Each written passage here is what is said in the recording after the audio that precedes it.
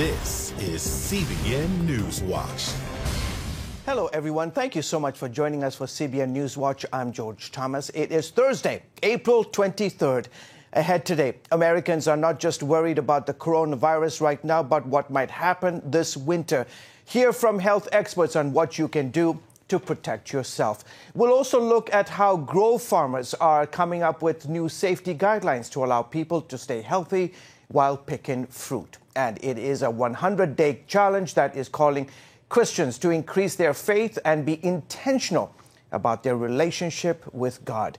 And it's a coronavirus anthem. Hear why one musician is using it to encourage people to trust God. We're following these stories and much more today on NewsWatch. But we begin with President Trump at the White House, who is still moving to instill confidence in our nation that it can begin to relax restrictions and reopen the economy. He's also pushing against the governor of Georgia's early decision to reopen and working to calm fears about next winter. Heather Sells has the story. Many Americans are not just worried about the virus right now, but what might happen this winter. The president is downplaying that concern and pushing back against what the CDC director said earlier this week. Robert Redfield told the Washington Post there's a possibility that the assault of the virus on our nation next winter will actually be even more difficult than the one we just went through. But Wednesday night, during the coronavirus task force briefing, he clarified his remarks. I didn't say that this was going to be worse. I said it was going to be more complicated or more difficult and potentially complicated. Redfield said the potential twin challenge of dealing with both the coronavirus and the flu could be tough and urged Americans to get their flu shots in the fall. The president is also pushing back against the governor of Georgia. On Friday, Governor Kemp will allow some businesses like bowling alleys and hair salons to open. This is a measured approach with a lot of different requirements and guidance that we're going to be putting out. I told the governor very simply that I disagree with his decision, but he has to do what he thinks is right. Critics have questioned the governor's decision because Georgia is still moving slowly with tracking and testing for the virus. In California, a small step toward reopening, Governor Newsom says he will allow elective surgeries in hospitals, letting thousands of healthcare employees go back to work. He's also ordering a statewide investigation to figure out when the epidemic actually started. A new report from Santa Clara shows that 2 people with the virus died up to 3 weeks before the U.S. reported its first death from the disease. We've actually directed beyond just Santa Clara, go back as far as December, to request coroner's autopsy to dig even deeper. In Washington, the House is set to pass an almost $500 billion relief bill today, aimed mainly at helping small businesses. The real fight now centers on the next bill and how much aid state and local governments will get. Senate Majority Leader Mitch McConnell says there will be a lengthy debate on that package, while Democrats and many governors say they need the help. It's yet another unknown on the horizon, the uncertainty of how much the federal government is willing to spend to bail out the country, along with questions about the continued spread of the virus and how long it will take to reopen the economy. Heather Sells, CBN News.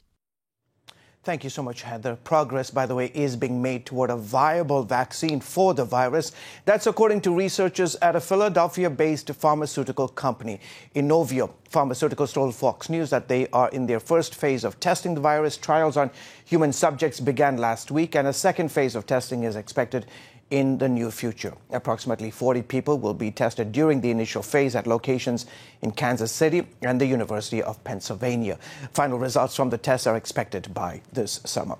It looks like most of the schools here in the United States will remain closed into late summer, and fall schools are in phase 2 of the president's guidelines for reopening the country. But the guidelines also bar gatherings of 50 people or more, a difficult goal for classrooms and crowded hallways. Officials in at least 37 states have ordered or recommended schools stay closed through the end of school year, affecting more than 55 million students in at least 124,000 private and public schools. While some districts in rural states hope to reopen in May. Other states that have been hotspots may not reopen even in the fall.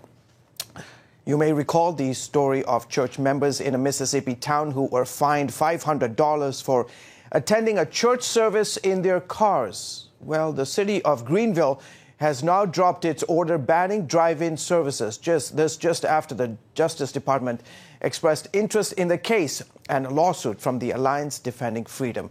The city's mayor said its policy was consistent with the governor's shelter-in-place order, even though that order exempted churches. And the governor said he had no problem with driving services.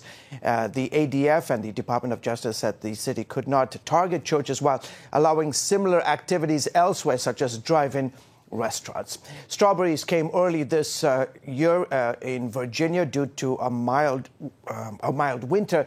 The only problem is COVID-19. Who is going to pick them? Those concerns caused some farmers to cancel their popular U-pick seasons, while others opened their fields with some restrictions. Wendy Griffith has more. It was picture-perfect weather for strawberry picking in Pungo, a rural area near Virginia Beach. Bruce Henley, owner of Flip Flop Farm, just hoped folks would take advantage with new safety rules in place due to the coronavirus. The rows in the field are 5 foot apart. So we're putting a flag down every other middle and telling people to stay down the rows without the flags, and that puts them 10 foot apart in the field. And when people weigh and pay, Henley says they can rest assured. We're extra sanitizing, we're wiping down all the buckets, we're wiping off the scale in between each customer, wearing latex gloves, doing all we can. Here in Virginia Beach, strawberry picking is an annual tradition for many families. These are known as Sweet Charlies because just like the name, they're super sweet. And despite the coronavirus, people are out enjoying this beautiful weather while still maintaining social distancing.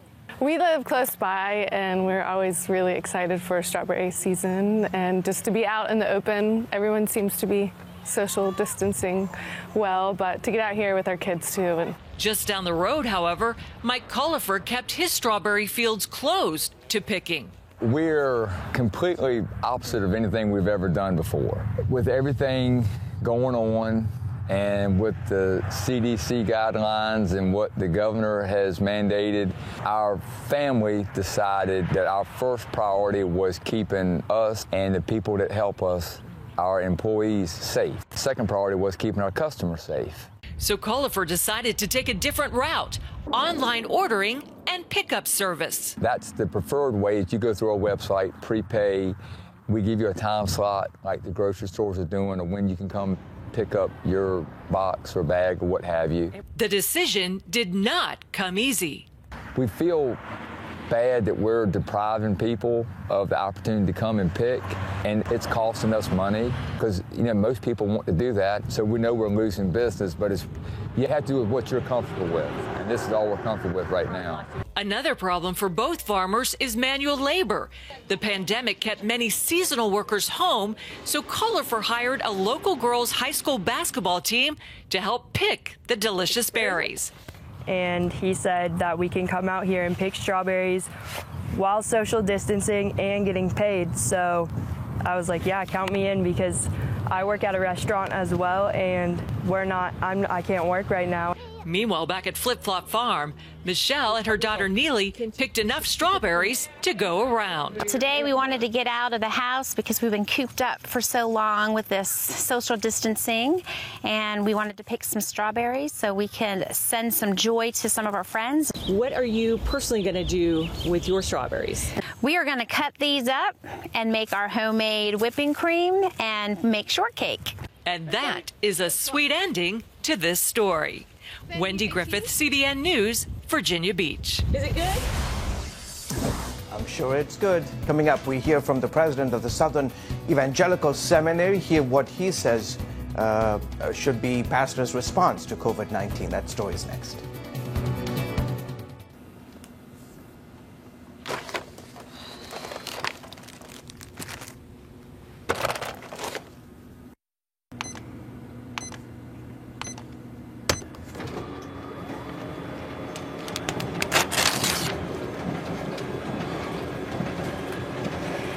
Life is better with a good night's sleep. Get your free DVD or booklet of Protect Your Sleep today. I'm Ephraim Graham, and this is Studio 5. Cruise with me as I discover the good things happening in the world of music, sports, television, and movies. The fact that Ryan Coogler was going to be directing the film, I knew that something special was going to happen. We'll chat with artists at the forefront of entertainment and explore the connection between popular culture and faith. I asked my pastor, I said, well, does that mean I'm supposed to be a preacher? He says, well, no, you already have a pulpit. Watch Studio 5 Wednesday night at 9:30. Remember for a moment what it was like to be a child. You believed every story you were told. You saw a world full of endless possibilities. What stories will the world's orphaned and at-risk children believe? We believe the Bible tells the only story truly worth believing. We believe that every child should have the opportunity to dream, the chance to take challenges and turn them into possibilities, the chance to stand on the promises of God, to recognize their place in the greatest story ever told. They have their whole lives ahead of them. Theirs is a world of endless possibilities. They are looking for a story to believe. We will tell them that story. Will you join us?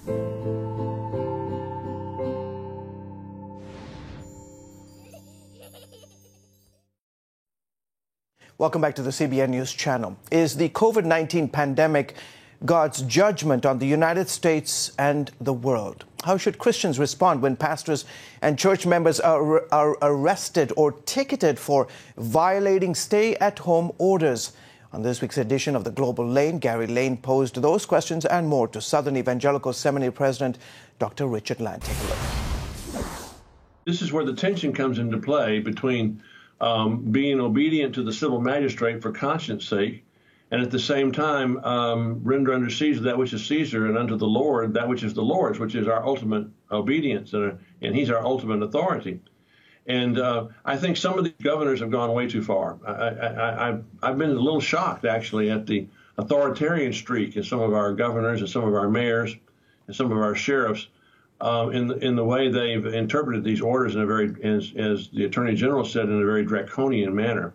I think we should certainly try to heed the government's admonitions to have social distancing and to not needlessly expose other people or endanger other people. But at the same time, you know, when you start trying to give tickets to people at drive-in church services where they're not even getting out of their cars, that's way too far. And I think that we need to protest against that. And I'd say go to court. I think if we go to court, we'll win because of the First Amendment, which says that we have a guaranteed right to worship and to assemble. What do you say to people who say that COVID-19 is God's judgment on a sinful world? Do you believe that, or might it be something else? Well, I believe Romans chapter 11, where the Apostle Paul tells us that the ways of God are beyond our understanding, and who can know them. So it's way above my pay grade to say whether or not God allowed the coronavirus epidemic or pandemic in order as a judgment. You know, if he did, that's his prerogative as God. But for us to ascribe that is way beyond our pay grade. What I can say is that that as Christians, we can adopt the attitude of Joseph when he was sold into slavery by his brothers, sold into Egypt. He said, you know, what you intended for evil, God redeemed and used for good. And he used it as a way to prepare a place for my people to be fed when they were in famine. So Romans 8:28 tells us all things are being worked together for the good of those that love God and are the called according to his purposes. So, you know, we can redeem this. People have been shaken out of a false sense of security in America about where their security really comes from, as they've lost their jobs and they've lost loved ones and they've gotten sick and they're exposed to the danger of getting sick. Bible sales are up. Worship attendance is up. I have several colleagues who tell me they have more people coming to the virtual services than ever came to the regular services in church. We saw that after 9/11, did we not? Bibles were selling out of bookstores. People were flocking into the churches. Then a few weeks later, everything went back to normal. So do you think we'll see revival this time, or we'll be back to business as usual? Well, we don't know. I mean, this is more widespread. This pandemic is going to cause more permanent change in American society than the 9/11 attacks did. Virtually everything has changed. First of all, the move from analog to digital in our society, which has been proceeding at a pretty rapid pace, is now in a dead sprint to the end. Retail stores are closing down and going bankrupt. Neiman Marcus is going bankrupt. And Amazon's hiring 150,000 workers. In education, where I am, it has completely supercharged what was already taking place. We've been doing a lot of online and live streaming classes, and so we were prepared for it. But and we're gonna embrace it, because students who had to go to high school online because the schools have been closed, and their parents have been exposed to the remarkable opportunities of the internet, and they now are far more comfortable about what can be done, far more aware of what can be done online, in the way we go to school, in the way we shop, in the way we interact with each other. Government's accepting homeschooling. So yeah, finally, it's hard to be salt and light when many people are still on lockdown and they have stay-at-home orders. So how can we Christians make a difference at this time? Well, we can, first of all, they got a lot more time on their hands. We can reach them through the internet. We can reach them with messages. We can reach out to them if they are one of the at-risk groups. We can come by and volunteer to go shopping for them, to pick up groceries for them. There are lots of things we can do to reach out and be salt and light. And I think that's our responsibility and our obligation to do so, to do it because we love people, because Jesus loves them. We need to be doing everything we can to reach those people and tell them there is hope, and their hope's not to be found in their job. Their hope's not to be found in anything in this world. Their hope is to be found in the Lord Jesus Christ. Amen. That's the hope of the world forever. Okay, Dr. Richard Land, president of Southern Evangelical Seminary, we appreciate you. Thank you, sir, for your time and insights. Well, thank you, and thank you for your ministry and your witness to the gospel. You can see more of this interview and other stories on the Global Lane tonight, as always, at 9:30 Eastern, right here on the CBN News Channel. Still ahead, it's a 100-day challenge that is calling Christians to increase their faith and be intentional about their relationship with God. That story is next. Hey, if you're tired and exhausted all day, you can't think clearly, and you really just need a cup or even a pot of coffee to get through your day, then join me, Dr. Josh Axe, for this new series where I'm going to teach you how to transform your diet and use essential oils and supplements to get a better night's sleep. Wake up to your best life. Call 1-800-700-7000 to get your free DVD or booklet of Protect Your Sleep today. It's about the competition. I kind of put that pressure on myself, and I think people had expectations. It's about overcoming. We use this phrase all the time: keep chopping, keep practicing hard. It's about going the distance. I think as a father, it's my job, to lead. Just be the best husband and father I can be. Watch Going the Distance with Sean Brown Saturday night at 7:30 on the CBN News Channel. Orphans Promise is committed to loving and serving at-risk children, to helping keep families together, and to creating opportunities for strong and sustainable communities around the world. We're working in over 60 countries around the world, and with your help, we can do even more. There's an old African proverb I love that says, if you want to run fast, run alone. But if you want to run far, run together. At Orphans Promise, we want to run far so we can touch the lives of as many orphaned and vulnerable children as possible. But we don't want to go alone. We're out to change the world, one child, one family, one community at a time. Will you join us?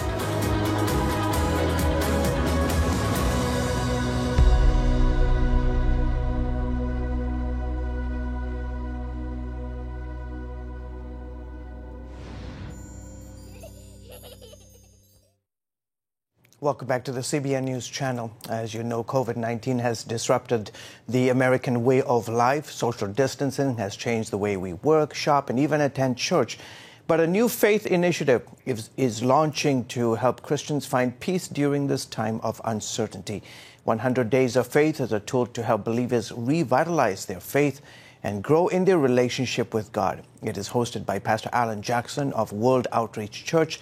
And he told CBN's Mark Martin that this program will help Christians find balance amidst the chaos. Why did you decide to launch this 100 Days of Faith program?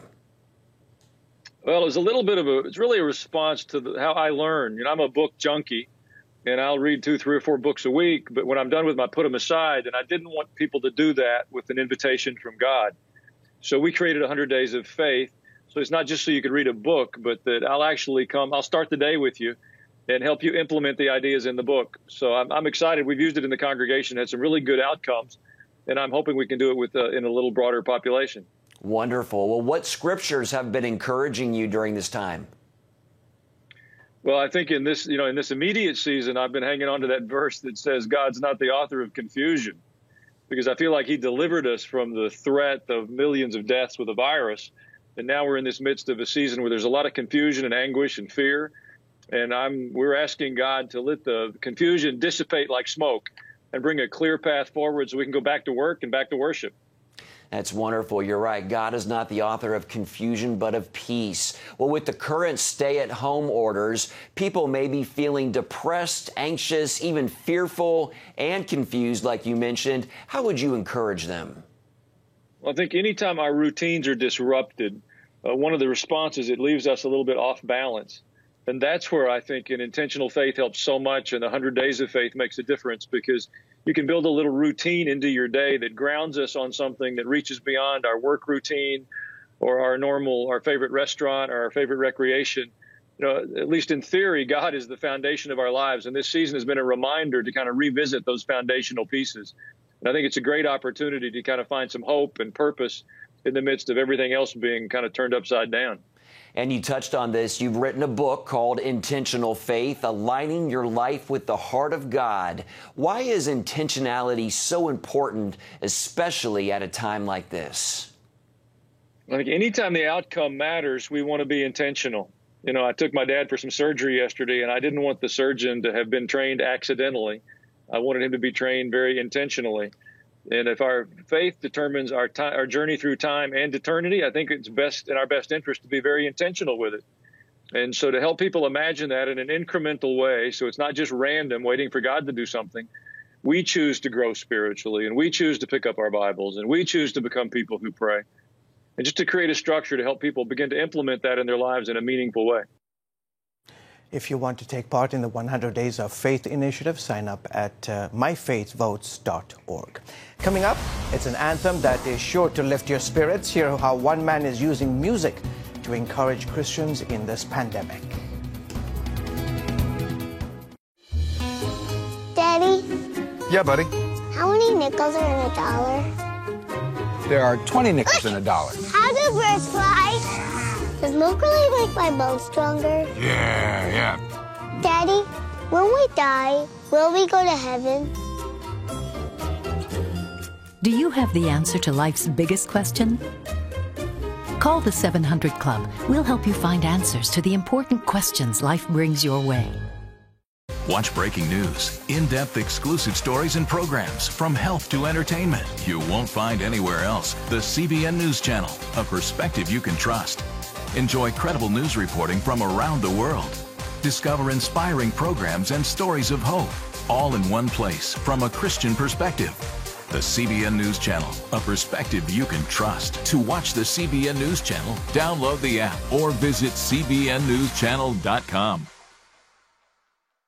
Hello, I'm Dr. David Perlmutter, board-certified neurologist and #1 New York Times bestselling author. Wouldn't it be great to boost your energy, eliminate brain fog, and even reverse brain disease? Well, you can, and I'm going to show you how, along with some of the world's most well-respected brain experts in this DVD, Protect Your Brain. Get Protect Your Brain, a free DVD only from the Christian Broadcasting Network, featuring experts on the cutting edge of neuroscience and brain health. No matter how many times you've failed in the past, you really can do this. In Protect Your Brain, you'll discover simple strategies to keep your brain young and healthy. Improve your memory. Discover the gut-brain connection. In Protect Your Brain. Get your free copy at cbn.com or call 1-800-700-7000. If you want to improve the quality of your life, get the DVD Protect Your Brain and get it today. Welcome back to the CBN News Channel. This coronavirus has caused people to feel a wide range of emotions, from fear to isolation. But one Christian music artist tells CBN News now is the perfect time to turn to God and unleash godly creativity. Our John Jessup explains. With wall-to-wall coverage of the pandemic plastered on our screens, it could become easy to get discouraged. For singer-songwriter Mark Moore, it's produced something else. As a creative with the creator inside, I started writing this song. 24 hours later, Pandemic Quarantine Anthem was born.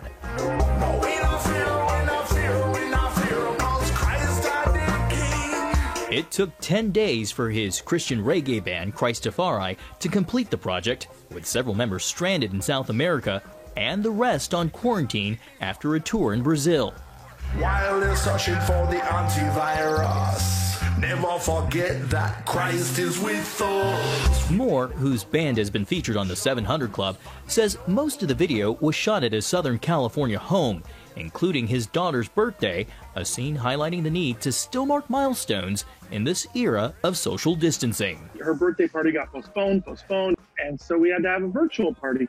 And so that wasn't us acting with the little phones and doing FaceTime. One word you don't hear in the anthem, the virus's common name. I don't say Corona because I say Christ is the King.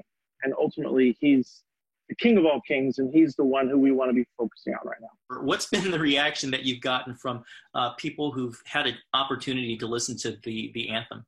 It's encouraged people to put their trust in God. There are 366 times in the Bible where it says, fear not. And that is something, that is a commandment, one for every day of the year, including leap year this year. He poses this challenge to Christians. Are you going to bloom where you're planted? Or are you just going to wilt away on the couch watching, binging on Netflix? You have the creator inside. Use that creativity for the good. I want to see a lot of books written. I want to see a lot of movie treatments written, and in our case, music videos filmed in our garage. Even as millions are confined to their homes, Moore says believers can still share their faith. We're not supposed to hide this light under a bushel, and it's so hard to get it out, but you can through social media. You can through calling friends, FaceTiming friends, through reaching out to those people. So right now, right after you watch this, just look through your phone and just pray through that list of friends and just say, God, who should I reach out to right now? A practical and powerful example of getting through this pandemic together. John Jessup, CBN News. Terrific advice. That is it for this edition of CBN News Watch. We hope you'll join us again next time. Have a great day, everyone.